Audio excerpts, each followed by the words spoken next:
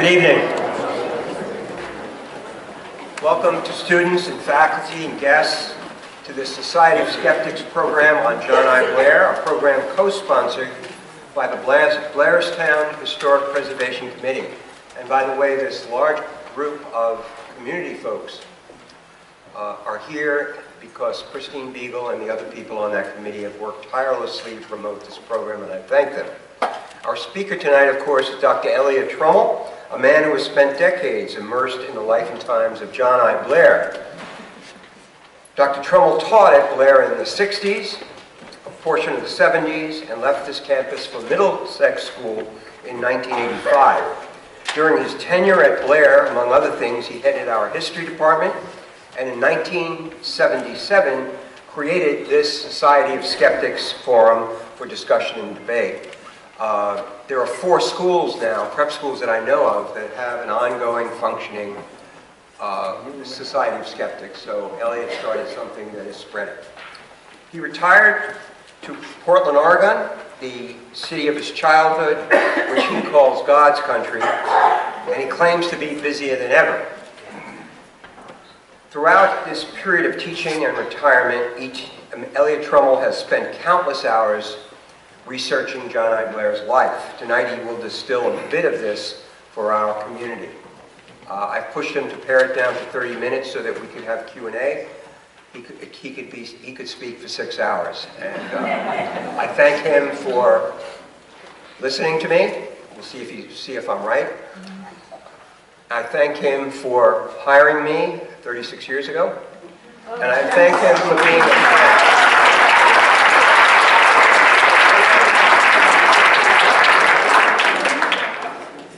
It's an honor to be teaching at this school, and I'm very thankful to Elliott. And also I thank him for being a friend for all these years and coming out all the way from Portland to talk to you folks. Let's give the warmest of welcomes to Elliott Trommald.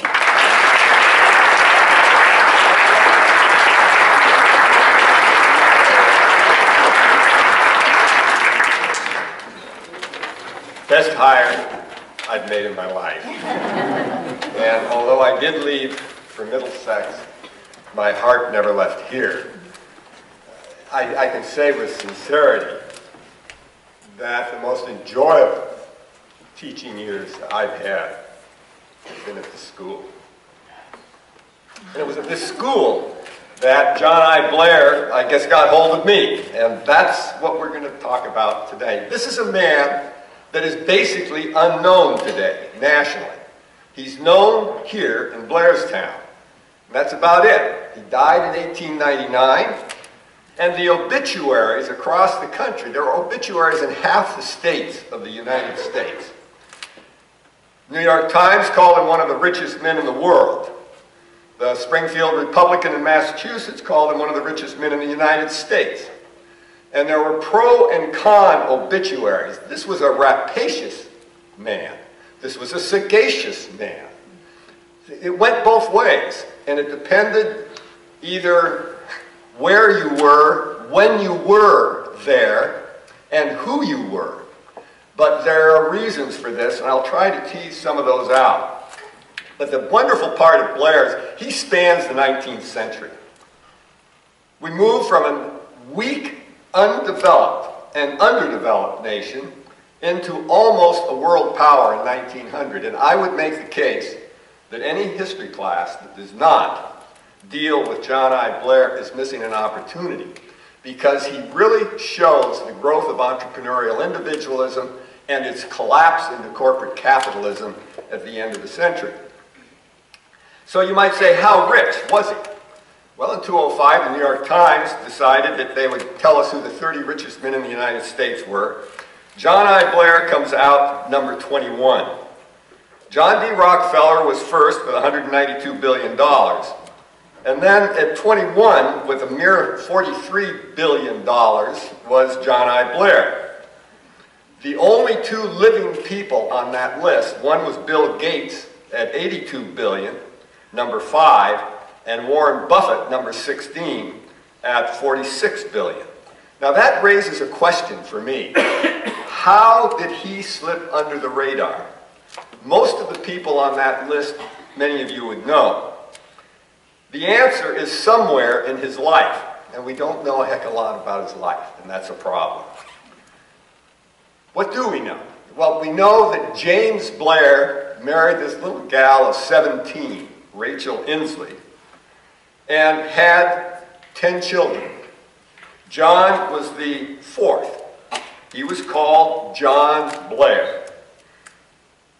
His dad died when he was 14 years old. Of the 10 children, there were 7 brothers and 3 sisters. Of the 10, he decided at the age of 10, born in 1802, that's 1812, he decided, that's enough in the family to be educated. I'm going to get rich. I don't know if that's true, but a lot of people say that he said that. He did, and he left in the 4th grade, but if it was enough in the family, none of the children got educated. So that's another interesting part of the story. But what does he do? He goes to Hope, 5 miles down the road. And when I was here, it used to be Blair's 5 miles beyond Hope. And it still may be to some of you. But he worked in a store and he acquired practical knowledge. And he found out how to draw up legal papers and collect debts from people who owed money. When his father died, he went back home, and then he said, I did it for about a year, and then he moved to Hope. From Hope, excuse me, he moved to Smith's Mill. And at this time, he's 17 years old when he works in a partnership. He takes his cousin, John Blair, and together they open a Blair store. At that point, he puts the I in his name. He was not born John Inslee Blair, he was born John Blair. But to differentiate him from his cousin, he put I in there, so he became John I. Blair. And it's interesting, in Blairstown, by the time he's 70, 80 years old, he's only known as plain John I. In the West, in Massachusetts, in New York, in Pennsylvania, he was known as Blair of Blairstown. They've asked me about why that is, but that's an interesting story too. So at any rate, when he opens that store, and that's where the Evans family lives. They're on sacred ground here, so if you want to go over there and have a cup of coffee, you're in that store. But take a look at that. No longer, it'll never be in the historic registry because they've ruined it. They've taken the house, they've given the Evanses more room than John would have needed. So this is sort of interesting because in 1820, Smith Mills changes its name when a post office comes, and then a little later, John I. becomes the postmaster. 1825. That's a very good thing to do because in those days, a postmaster, every piece of mail or package coming into you came free. Everything you shipped out went free. That was good for a store. So he would bring all the stuff in free, ship it all out free, and make a very handsome profit. The free postage continued until 1851. Now, that's just before the Civil War. But then in 1839, some people say that, the citizens were so impressed with John I. Blair that they changed the name of the town to Blairstown, which is not true. He requested the citizens, and not all agreed, but he said, let's call this Blairstown. And they agreed to it. They called it Blairstown. In reality, it was still called Gravel Hill by most locals as late as 1870 and 1880. So it came Blairstown more after his death, although they went both ways. But during that time, he now travels a 3-state region. He also has seen that Knowlton and Greenwich, they carve out a Blairstown Township in 1845. But he expands his interest. He ends up with 4 flour mills in order to make the store a little more profitable. That's the flour mill. And if you can imagine, he has 4 of these in the area. And within years, we've changed that. You know what that is now? Yeah. There it is. And that's the Blair Sharp, John Sharp, who developed that. And that's still down there. I went in there. It used to be the library. And I went in there yesterday. I just opened the door and I almost broke my wrist because it's locked. And so it's just another, I tried every door, but the whole thing's locked, so I don't know what it is now. But he expanded into a lot of areas. He also opened a cotton manufacturing operation in 1928. And as he always is going to do, he calls it Blair. It was called John I. Blair and Company. He had a partner, but he didn't get a name. And then 2 years later, he sells it. And he sells it to a guy named Wilson. He says, all right, well, half. I'll take half, you take half. I'll take half your land. And then what we will do is sell products, and I will then charge the company for my services. So he got half the profit, half the land, and an ongoing salary for services, which worked very well. Then he moves to iron forges, which he liked. Then he needed a bank because he had people in Pennsylvania and New York that were buying from him. So what does he do? Belvedere Bank comes into existence, and he will serve on that for the rest of his, almost for the rest of his life. But that also opens him up to knowing a lot of the big business people in New York and in the Pennsylvania towns. And at the same time, he develops railroads. He sees, geez, if we get faster transportation here, expand what we have, and make it go quickly, we can make more profit. And that's exactly what happens. He gets first as a surveyor of railroads, and before long he's building them and then hiring labor, and then also selling store goods to them. Some of you may have read about the wonderful way early on he found out that, or he said that the Irish workers on the canals around here loved rancid butter. And so he bought this rancid butter, which was spoiled, and sold it to the Irishmen at the full price.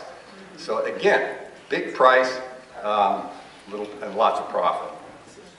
And the other part that he really did, he collected land. And he did this largely by taking judgments on people that couldn't pay. And if they couldn't pay, he would take the land, either rent it back to them, or he would simply sell it. Sometimes he helped people too, but it's a mixed story. By his own accounting, in 1831, he stated that he was the richest man in northwestern New Jersey. Made $40,000 at that time. That would be about close to $1 million in today's dollars. But if you remember the house, the mansion, think of that, the mansion, which is what he built right at this time, 1833. Gravel Hill, in 1833, when he built this, Gravel Hill has a population of just over 100. That's a big house. And that would have been a nice house to really maintain. Think about that. And you know who was living there? On even more sacred grounds, Mr. Raz.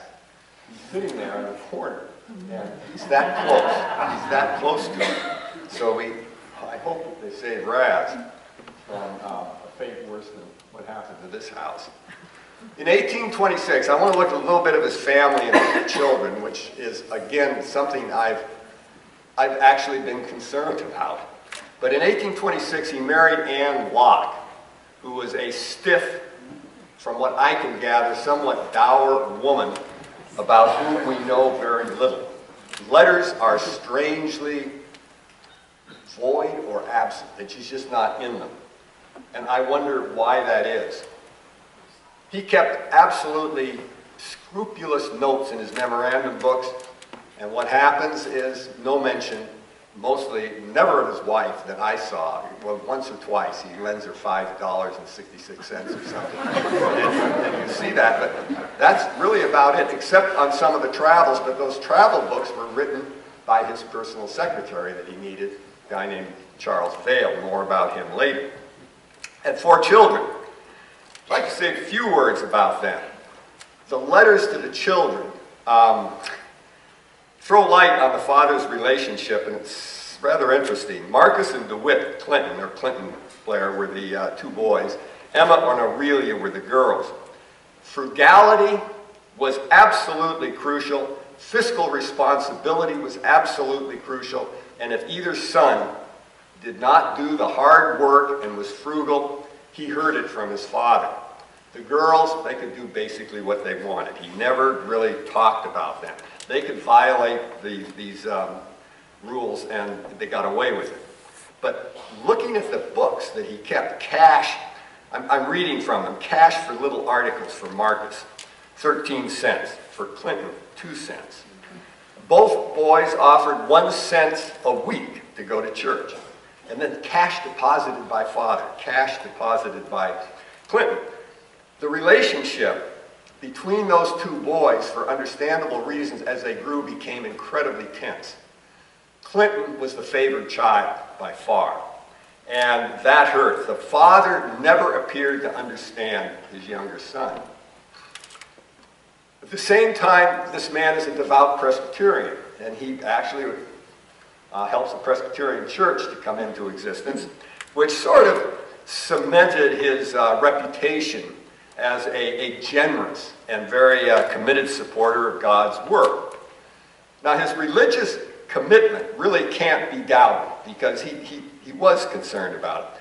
All of his stores, the clerks were told in no uncertain terms that you must not associate, I'm reading from what they got, you must not associate with loose and immoral characters, nor frequent the taverns. I wish my clerks on the Sabbath to go regularly to church. This is a good principle, it sets a good example to others, and if they should not, immediately be benefited themselves. And that also continues in the West. Problem is that all these good intentions and beliefs in Christian precepts did not soften or begin to eliminate the animosities that a lot of the people, particularly those who were in debt, began to surface in the community. But his local business practices stimulated resentment, not just in the Blairstown community, but it also, you will see it crop up in the towns adjoining. Remember, he had stores, he had the first group of chain stores. He had stores in Stroudsburg, Marksboro, Lawrenceville. They went around so that he was well known. So the resentment will stay strong. While he's doing this, he also, we understand, created Blair Presbyterial Academy. Now, that's the academy when he supposedly created it, which he didn't. Who created it? It was basically John Bundle. It was his idea. This is John Riley.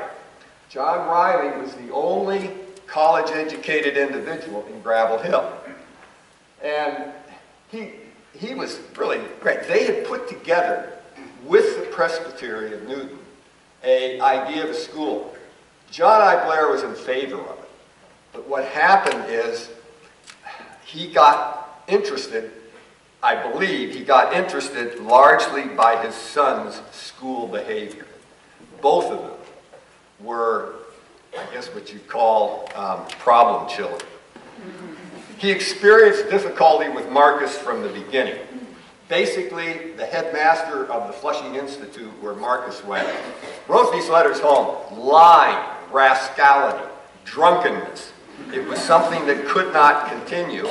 Marcus wrote his father the harshest letter I have seen written to Blair by either a businessman or certainly a child. And Marcus said very clearly he would resist him, and he said, I'm coming home. He said, I'm going to come home with your permission or without it. This is in a letter. And I shall start for home without fail if you don't let me go. And he wanted to go to West Point. His father would not let him go to West Point. He said he wanted to go to college after he finished another school. And he said, I don't have any evidence that he said you don't deserve it. But he said, you need to work. And with that, he shipped him out, and he worked with George Scranton on the Iron Forge. And George Scranton really understood it. This is Scranton, Pennsylvania. And that was a very good relationship. But the letters from Clinton's teacher are even worse. He was at Mount Pleasant Academy, and disobedience, insubordination, the deliberate, quote, and reckless smashing, defacing, and mutilating propensities of Clinton left this teacher with no very pleasurable emotions. Now, Blair was not pleased with his 13-year-old child. Nor was he pleased when he was suspended. But he was even less pleased when the principal wrote him, said to him in a letter, and I've read it, I left it with Marty. So he said, to have tolerated Clinton's actions would have prostrated all order. Why, I might as well have rolled a barrel of gunpowder into the schoolroom, applied a slow match, and have seen the whole concern go up in fragments and come down in ruin. Now, if Blair was distressed by his 13-year-old son, there's no correspondence indicating that he was. But that's when he becomes involved with the school. He sets in a planning committee for John, it doesn't matter. Four guys sit in the planning committee, and Blair deeds the land to the Presbytery of Newton on which the school sits. And then subsequently, he will make a number of gifts. He will build Blair Hall in 1869, and he will give an endowment of $100,000 in 1875. Now that's $100,000, it's about $2 million in terms. I don't know there are many schools that got that type of money at that time. But Bunnell and Riley are the ones that created the school and made it work. Throughout John I. Blair's life, I know no real involvement with the school. The closest involvement he had was things he would say to Charles Vail, who was his personal secretary. Vail had great interest in the school, and Vail loved working with the school. So, and while I'm on this topic, let's go to Princeton.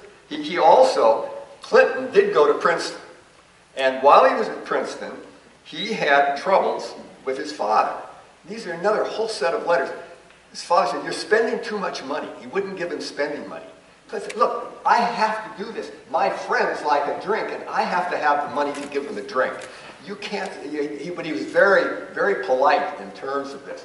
And they are really interesting letters to see the value systems, very different from the Princeton educated boy, from John I. Blair, who really worked for a living. And he was upset about it. So then he gave Princeton, in 1863, he gave Princeton a very handsome gift. He endowed, had to be Blair's name on it, but he endowed the Blair Chair of Geology and Physical Geography. And by resolution, he said, and we must call the professor in that chair the Blair Professor of Geology and Physical Geography. And then a little later, he gives him some money during the Civil War, and what do? He gives the endowment, and they are told that they will make him a trustee for the rest of his life. In the endowment that he gave them, it's rather interesting, written into that, and if there are any sons of Presbyterian ministers here, listen to this, that any child of a Newton or Blair Presbyterian Academy that wants to go to Princeton will go tuition free, and that will happen forever. So whether it still does or not is interesting, which is another problem because Princeton, this is digression, I know. Although there is a digression here because Princeton tried to get rid of Blair. He gave Blair Arch and Blair Hall in 1897, which is one of the great buildings at Princeton. And any of you who've been to Princeton, you go through Blair Arch, which was right close to the railroad before they moved the railroad away. But they wanted to give it to another donor who was giving, I don't know, $60, $70 million. And I remember calling Ann Casey and saying, you know that there's talk of this? And we actually sent letters down there, and it's still Blair Hall. But somebody with more money comes along, and that's a nice thing to do. So Blair Arch and Blair Hall down there still exist, and we have our Blair Hall here, which is good. Stop for a moment. I want to sort of get to the part where Blair, and this is rather hard to do in any short period of time. The Civil War comes. He works through the Civil War. He's willing. John Vail doesn't want to fight, and he writes, and Charles tries to get him out of the war because John I. Blair will pay a certificate so he doesn't have to fight. Clinton does fight for 2 weeks, 3 weeks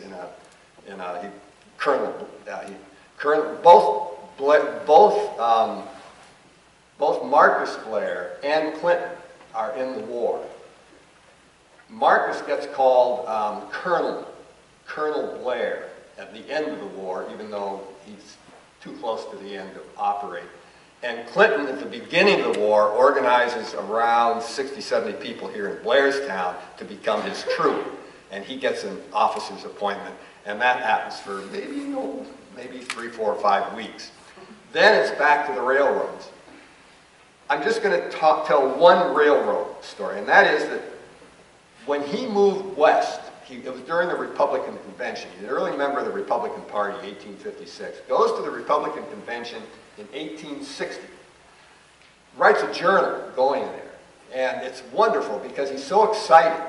$96 round trip, but he got it for $66. Sort of a super save, early 19th century super save.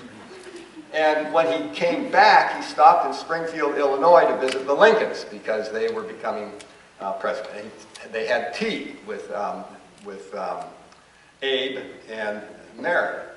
And he writes in there, he thinks they will be acceptable and told them that if you have problems, you can call me and I will check in a little later. But there's this really sense of confidence.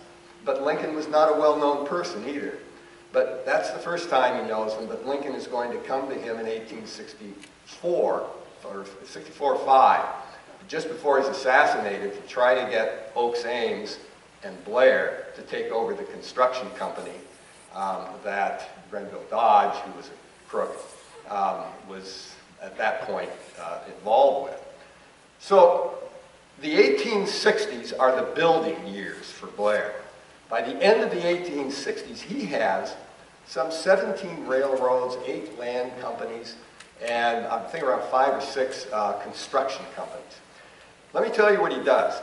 What he does is he goes out and either leases or buys railroads that have fallen on hard times or have not completed their contract. He takes them, he builds, completes the contract, picks up the land offerings, the land that the government is giving to any railroad that builds. And then he creates the construction company to build it. He's president of that. And then creates a land company to hold the land and ultimately sell it. And this is a process that takes place with railroad after railroad. By the 1870s, he's got over 2 million acres of land. That's over half the size of the state of New Jersey. And one newspaper stated that he had more, he was the individual holder of more railroad miles than anybody else in the world. And I think it's probably true, largely because as you begin moving in that direction, you don't have individuals holding. He was a controller. You have to work with a lot of other people, and that spreads the control out. 1868, just at the end of this, he also runs for governor. There is the election of Grant in 1868. General Grant and Schuyler Colfax, and they want John I. Blair to be the governor of the state of New Jersey. He runs. The reason they wanted him is they wanted his money, so they could take that money and put it on to contests that they thought they could win. I don't even know that they expected to win that, and they certainly didn't. What happened is that Warren County, that's the reason I want you to see this, Warren County did not vote for him. They rejected him 2-1, vote of 2-1. And his little hometown of Blairstown did not vote for him either. He lost in Blairstown by 9 votes. That gives you another sense of where he's going. Through the 60s, his daughters die. One dies in 1866, another dies in 1869. And then he's going, when he's running for that, there's no mention of family. I could not find a letter that mentioned family. I didn't find a letter home, nor did I find any correspondence to children, except from on how many rails are you buying, or can we get a locomotive, or you want to go out to here or there. he was on the original board of directors of the First Union Pacific, and he actually went out with a group of 5 and surveyed the first 100 miles from Omaha west. Then it really became a problem because he said, things are getting hot. All of a sudden, panic takes place. The economy goes into the I always use the same term, and I can't use it here, but it doesn't do well. And what happens is he begins to think he wants to get out of railroads. The Illinois Central, though, announces that Blair is a human dynamo in railroad-mad Iowa. These are the types of articles that come out. And as a philanthropist, he is incurably stingy and the meanest of men. You had these very conflicting statements. In the middle of the 70s, he wrote his son in Nebraska, son-in-law in Nebraska, and said, I'm getting out of railroads. And his son writes back and says, time you took more rest and recreation and leave the hard work for younger and poorer men. Marcus dies at that time. No statement about the death of Marcus.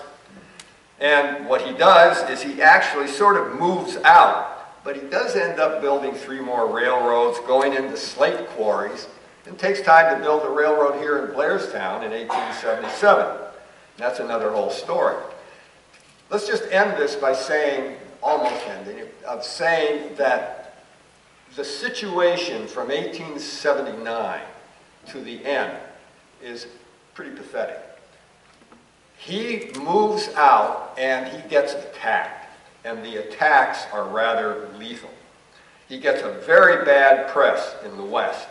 Just listen to these headlines from 4 or 5 pages.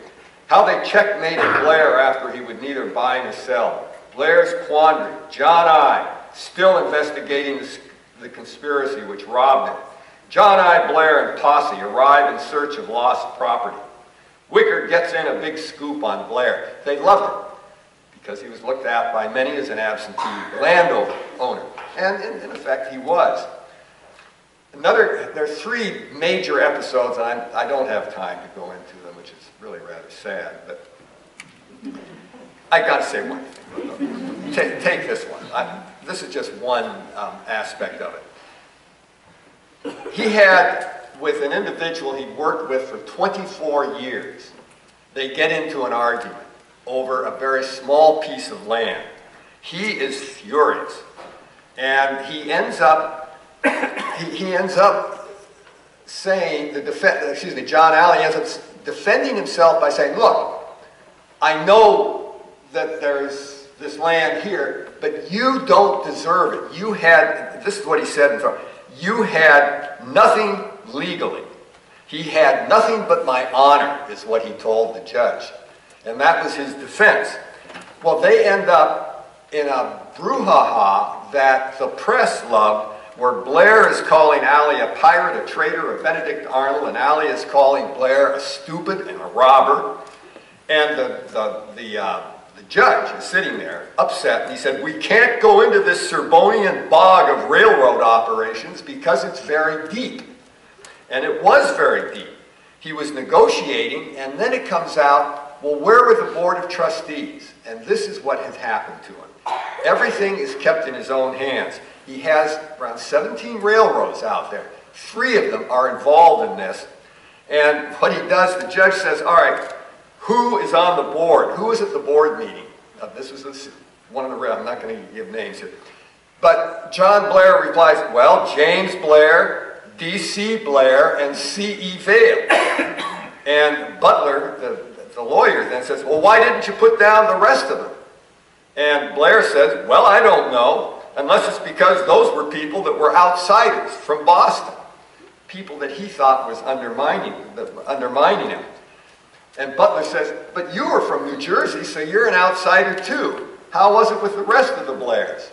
And he just responds, we generally hold all the proxies. I'm always there. But we don't, very few come from Boston. And these holding the proxies is not just in this one incident. It happened time and again because railroad deals in his heyday were made largely by a handshake, wink of the eye, and a nod of the head. and that created a problem. So, this one, you won't believe this one. And this was really talked about in Eastern papers as well as the Western papers. Another fellow, he has a problem with, and he said, you sold me land $1,000 more expensive than it should have been. Blair takes him to court. He wins in court. The guy goes to the pen in Kansas. He meets a fellow in there by the name of Charles Allen, who was also in the pen, Kansas Penitentiary, knew him, and he said, look, we got to murder Blair. So they decide, look, if we murder Blair and then come back and murder Wallace, which is his lawyer, where the case is being prosecuted, he says, then we can get our money because they can't testify. So Allen said, I know this Russian nihilist down in New Orleans. Go down, hook up with him, and we'll go up and knock him off. The story, and I'd love to know how true it is, but it's in the papers. It's in a lot of papers. He goes down, and the nihilist goes back to Russia. So he's not there. So poor Allen needs more money. Wires Schaefer for some money. Goes up to Boston, knocks on the door of the mansion that you saw. Blair opens it, and he says, I have been paid $10,000 to kill you. What will you pay me if I don't kill you? The story is that Blair says, hey, you got to see my lawyer. The lawyer's in Kansas. And supposedly he goes back. And then Allen and Schaefer get into a problem. Blair is furious, and he's also a little scared. Talks to his lawyers, and his lawyers are saying, I don't think they're going to do anything like this. This goes on from 1883 to 1897. He dies in 1899. The case on this goes first to the Missouri Supreme Court, the U.S. Circuit Court, all year after year. Then from the U.S. Circuit Court, it goes to the U.S. Supreme Court. The Supreme Court gives a ruling that it's erroneous, that it was erroneous. So what the case is finally resolved in 97, where Blair ends up having to pay $807.75 at the cost of the appeal. And the Ledyard Blair, who is sort of getting to know his grandfather a little better, Ledyard Blair writes a wonderful letter. Dear grandfather, I'm informing you that the residue costs could not be collected from you. To avoid further costs, we paid the $807.75, which I will protest and charge up in accordance with your previous instructions covering these matters. When he writes that letter in 97, Blair is sick, very sick. He's got a full-time nurse attending him the last 3 or 4 years of his life. But there he is. His traveling days were over. Now what's happening in those last years is money matters begin to become a family problem. Strained relationships. John Vail and William Vail, W.H. Vail, they start getting into tension. And William Vail goes to his father, and then goes to his grandfather, and not his grandfather, his uncle. And he said, John D. attacked me before, Uncle John. He repeatedly called me a damned liar, all because at your orders, Uncle John, I had hid certain local mortgages so as to keep them out of John D.'s hands. There's a long story behind that, but the interesting part is, this is what W.H. Vail writes in the memorandum book that he keeps every year. And you'll see a number of examples of this. So the question is, how do you make sense of all of this? How might we see this in a way that we can somehow accept? I have a problem with it. One of the things that hits me is looking at a lot of the correspondence. He had very few friends drop in on him in the last years of his life, and I felt it made me very sad. It really did.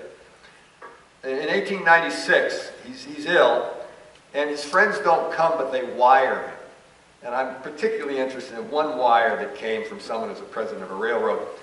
He wrote a congratulatory note for what he called this celebration of a long and busy life with hard work as your enjoyment. He knew him well. You know, the adage about, I think you've all heard it, about valuing the importance of life. You never heard anybody on his deathbed say, oh God, I wish I'd worked harder. John I, Scott Presbyterian, probably did say that. And that's very sad to me. I look at some monument. There should be a monument to this man somewhere. And I wonder what that will be, or if there ever will be one. But the complexities and wonders of this significant life is worth all of our understanding. The only thing I see in his grandson's home, that could be a monument. That's his Ledyard Blair, his grandson. He's the one that spent the fortune, for better or worse. His home remains on the historic registry. Some of you, I hear, went down to Blairsden in PPAC and saw this Louis XIII type home, 38 rooms. It's a magnificent home. That could be it. But DeWitt Clinton's home, Clinton, who had helped Blair a little bit at least, what happened to his home? It became the Presbyterian Old Age Home. And then it became the Warren County Library. And that's sort of it. And then there's the mansion, which I find is a huge, wonderful home. What happened to it? Well, it turns out that the school's financial interests and the town's financial interests, I guess, trumped, and I don't use that word lightly, trumped historical memory. And that's sad. They demolished it. They tore it down.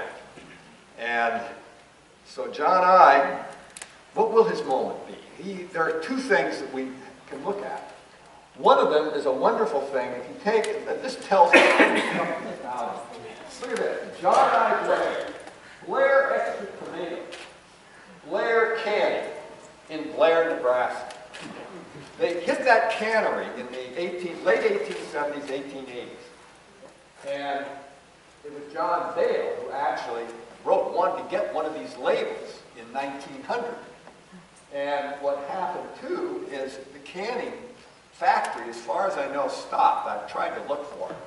But where would you put tomatoes on a can with the picture of John I. Blair? You saw the image. This is the monument, and this fascinates me. When did that monument get made? Does anybody in here happen to know? I don't know that it was done in 1900. It's just a big monument. There's nothing on it except the name Blair. And then at the foot, there are two gravestones. One for Anne, his wife, Nancy as they call it, and the other John Blair.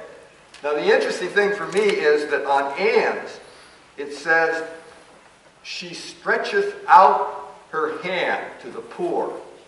Yea, she reacheth to the needy. Very, very nice sentiment. She died in 1888. And then you move over to John Blair. Blair, 1802 to 1899. It's blank. Nothing. Now for me, this is really rather painful. And yet it's uplifting because his life is a story of human endeavor. It embraces, for me, the wonderful mysteries of life. The wonder and the mystery of what we don't know. And yet you can see what's happened. So that's where I'm going to leave you now. And I would be happy to listen to any of you speak that know something about it or have any questions that you would like to raise.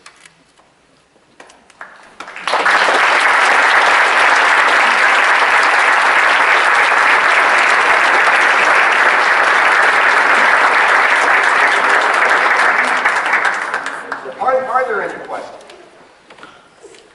Yes. Blair was an enigma. The first chink in his armor came about with an argument between Phelps and Dodge when he was on the board of the Lackawanna. But why didn't he ever get nailed as part of the Credit Mobilier when Oaks Ames, who was a congressman, did, and Thomas Durant and Blair came out unscathed?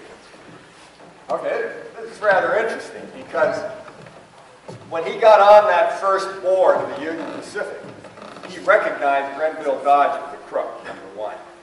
and didn't like him. And he got off. This guy that he was working against, John Allen, he stayed on.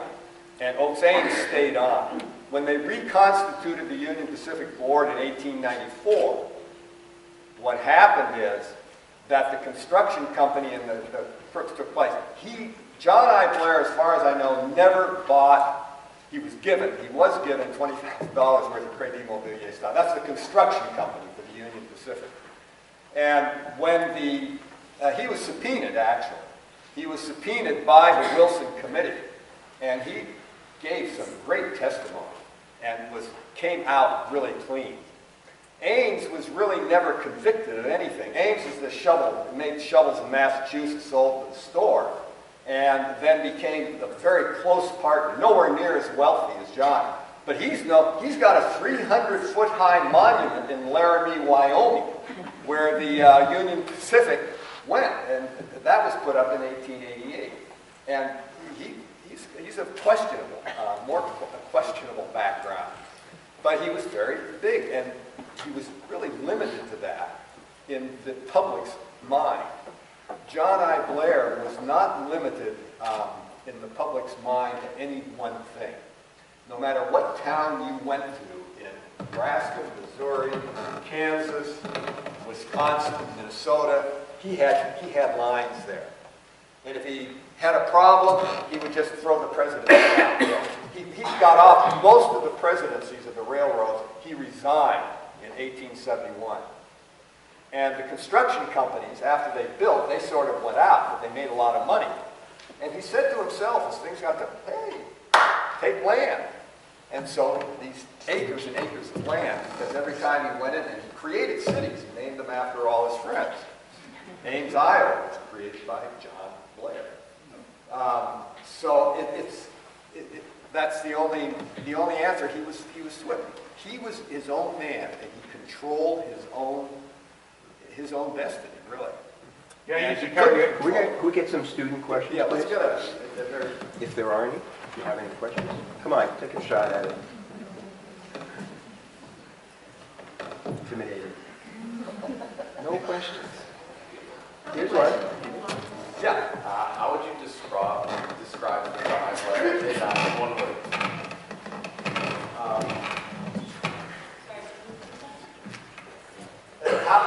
How would I describe John I. Blair in one word? This is not an attempt to escape that very good question, but I would probably say enigma, or puzzle, or he really puzzles me, because there's a lot of him I don't like, and there's a lot of him I really admire. Part of it is we don't know, we don't have the material. I'm sitting up here trying to make sense of a man, and without the evidence. But that's all we have, and that's really what you have to do. You put together what you do have, and then you wonder. But the one thing that I will always say is, boy, for a historian or for a history student, watching this man operate in the 19th century, you understand how we grew and how we grew rapidly, and who won and who lost. Remember, the end of that century is when all the progressive party began, and they hated the big ones. And he got in, he even developed an investment firm in 1890, and that investment firm was very, very effective. Finally got bought out by Bank of America in 1929. Good question. Elliott, I have a question.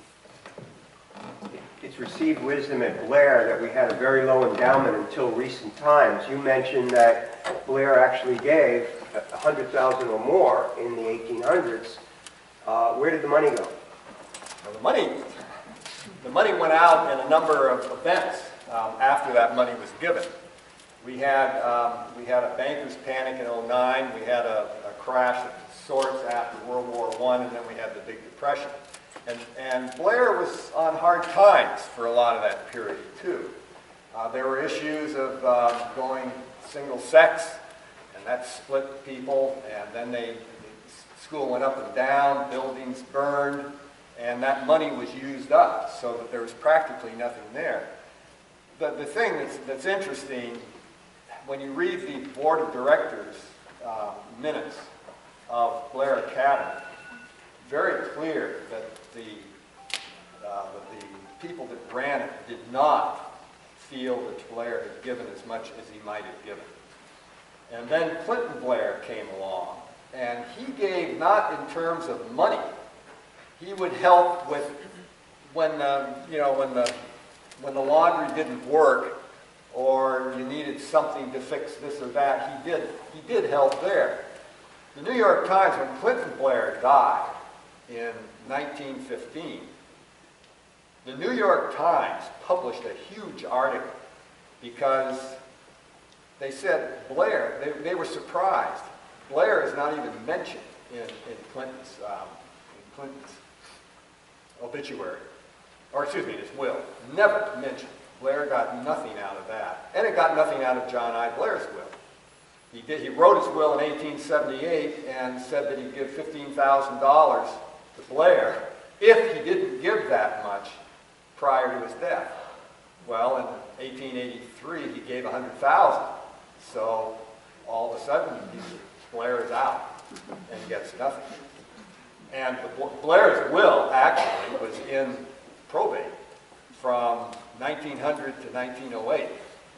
And because the family was arguing, he'd given 6 $500,000 trust funds to the children, his grandchildren, the children of Clinton Blair and the children of Elliott, who married Charles Scribner. And they wanted more money. And that's an easy way of escaping it. It's complicated, but that went back and forth. And Clinton was trying to resolve it. They didn't resolve it in 2008. And Ledyard Blair, when Clinton died, his mother had already dead. And the only other child was his brother James, who incidentally, James Blair, Ledyard's brother, was a great help to Blair Academy. And you see that time and again in the minutes of directors, the minutes of the board of Blair Academy. And Ledyard did not do a lot. He did spend money, though. He had an absolutely magnificent house, Blair's. He had 2 in New York City.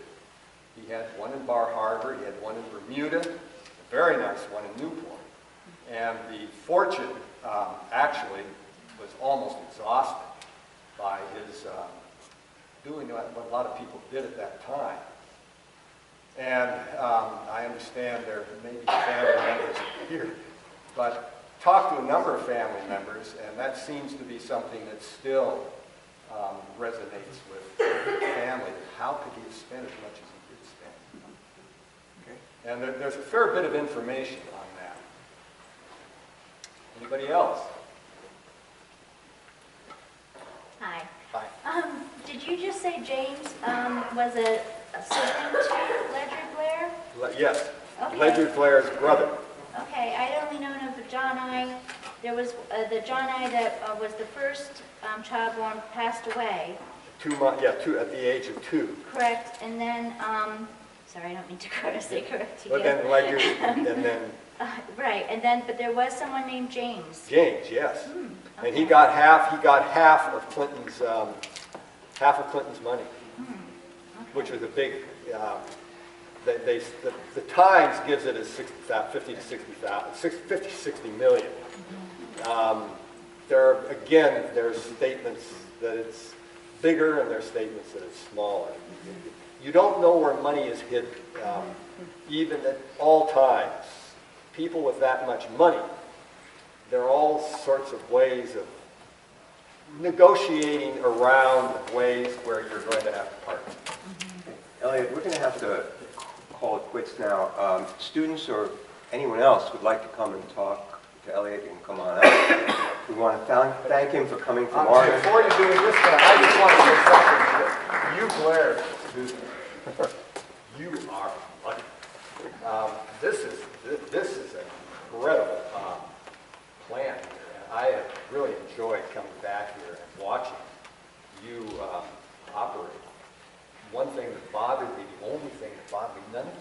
to the graveyard.